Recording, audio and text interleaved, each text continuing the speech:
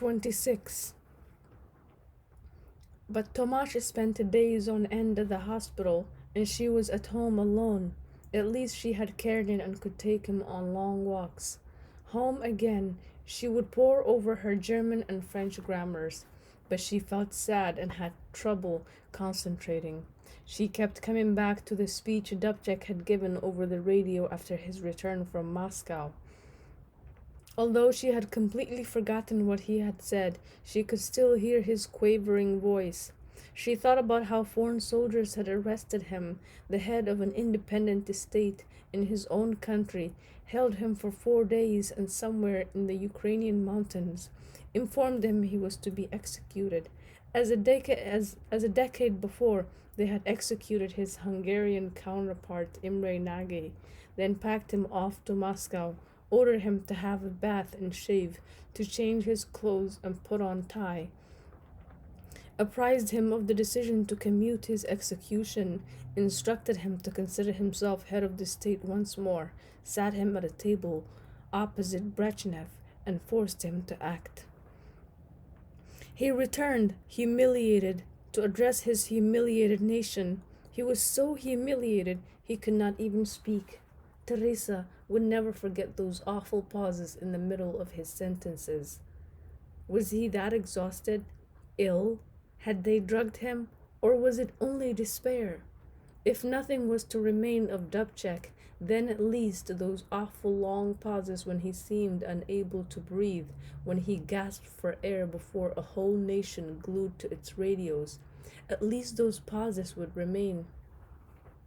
Those pauses contained all the horror that had befallen their country. It was the 7th day of the invasion. She heard the speech in the editorial offices of a newspaper that had been transformed overnight into an organ of the resistance. Everyone present hated Dubček at that moment. They reproached him for compromising. They felt humiliated by his humiliation. His weakness offended them. Thinking in Zurich of those days, she no longer felt any aversion to the man. The word weak no longer sounded like a verdict. Any man confronted with superior strength is weak, even if he has an athletic body like Dubček's. The very weakness that at that time had seemed unbearable and repulsive, the weakness that had driven Teresa and Tomasz from the country, suddenly attracted her. She realized that she belonged among the weak, in the camp of the weak, in the country of the weak, and that she had to be faithful to them precisely because they were weak and gasped for breath in the middle of sentences. She felt attracted by their weakness as by vertigo. She felt attracted by it because she felt weak herself. Again she began to feel jealous, and again her hands shook. When Tomasz noticed it, he did what he usually did. He took her hands in his and tried to calm them by pressing hard. She tore them away from him. "What's the matter?" he asked. "Nothing. What do you want me to do for you?" "I want you to be old, 10 years older, 20 years older." What she meant was, "I want you to be weak as I am." 27. Karenin was not overjoyed by the move to Switzerland. Karenin hated change. Dog time cannot be plotted along a straight line. It does not move on and on, from one thing to the next. It moves in a circle like the hands of a clock, which they too, unwilling to dash madly ahead, turn around and around the face, day in and day out, following the same path. In Prague, when Tomasz and Teresa bought a new chair or moved a flower pot, Karenin would look on in displeasure. It disturbed his sense of time. It was as though they were trying to dupe the hands of the clock by changing the numbers on its face.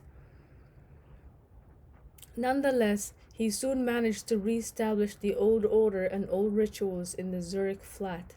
As in Prague, He would jump up on their bed and welcome them to the day, accompany Teresa on her morning shopping jaunt, and make certain he got the other walks coming to him as well. He was the timepiece of their lives. In periods of despair, she would remind herself she had to hold on because of him, because he was weaker than she, weaker perhaps even than Dubček and their abandoned homeland. One day, when they came back from a walk, the phone was ringing. She picked up the receiver and asked who it was. It was some woman's voice speaking German and asking for Tomasz. It was an impatient voice, and Teresa felt that there was a hint of derision in it. When she said that Tomasz wasn't there and she didn't know when he'd be back, the woman on the other end of the line started laughing and, without saying goodbye, hung up.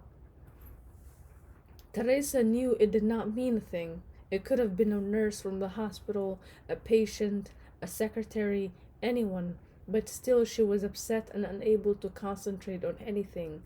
It was then that she realized she had lost the last bit of strength she had at home. She was absolutely incapable of tolerating this absolutely insignificant incident.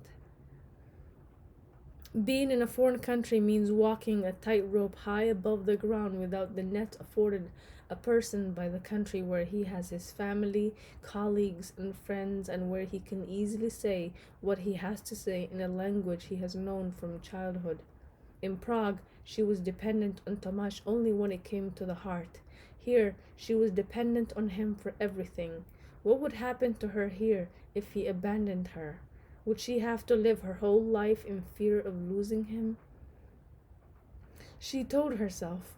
Their acquaintance had been based on an error from the start.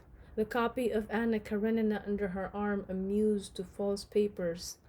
It had given Tomasz the wrong idea. In spite of their love, they had made each other's life a hell.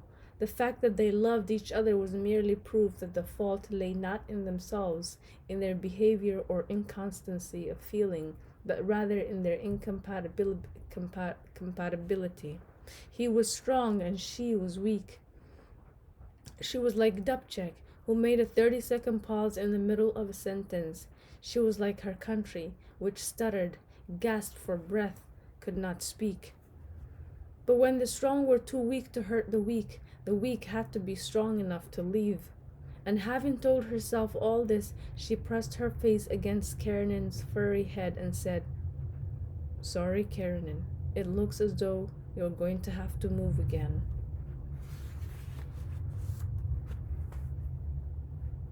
28. Sitting crushed into a corner of the train compartment with her heavy suitcase above her head and Karenin squeezed against her legs, she kept thinking about the cook at the hotel restaurant where she had worked when she lived with her mother. The cook would take every opportunity to give her a slap on the behind, and never tired of asking her in front of everyone when she would give in and go to bed with him. It was odd that he was the one who came to mind. He had always been the prime example of everything she loathed, and now all she could think of was looking him up and telling him, "You used to say you wanted to sleep with me. Well, here I am." She longed to do something that would prevent her from turning back to Tomasz. She longed to destroy brutally the past 7 years of her life. It was vertigo, a heady, insuperable longing to fall. We might also call vertigo the intoxication of the weak.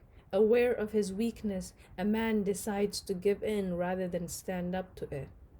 He is drunk with weakness, wishes to grow even weaker, wishes to fall down in the middle of the main square in front of everybody, wishes to be down, lower than down.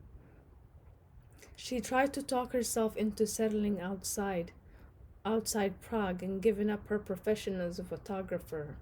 She would go back to the small town from which Tomasz's voice had once lured her. But once in Prague, she found she had to spend some time taking care of various practical matters and began putting off her departure. On the 5th day, Tomasz suddenly turned up. Karenin jumped all over him, so it was a while before they had to make any overtures to each other. They felt they were standing on a snow-covered plain shivering with cold. They moved together like lovers who had never kissed before. "Has everything been all right?" he asked. "Yes," she answered. "Have you been to the magazine?" "I've given them a call." "Well?"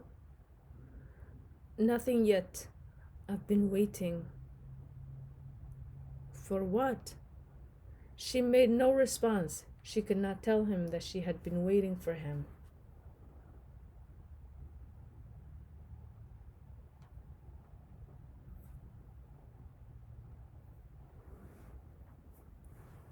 29. Now we return to the moment we already know about. Tomasz was desperately unhappy and had a bad stomach ache. He did not fall asleep until very late at night. Soon thereafter, Teresa awoke. There were Russian airplanes circling over Prague, and it was impossible to sleep for the noise. He first thought her first thought was that he had come back because of her. Because of her, he had changed his destiny. Now he would no longer be responsible for her. Now she was responsible for him. The responsibility she felt seemed to require more strength than she could muster. But all at once she recalled that just before he had appeared at the door of their flat the day before, the church bells had chimed 6 o'clock. On the day they first met, her shift had ended at 6. She saw him sitting there in front of her on the yellow bench and heard the bells in the belfry chime 6. No, it was not superstition. It was a sense of beauty that cured her of her depression and imbued her with a new will to live. The birds of fortuity had alighted once more on her shoulders. There were tears in her eyes, and she was unutterably happy to hear him breathing at her side.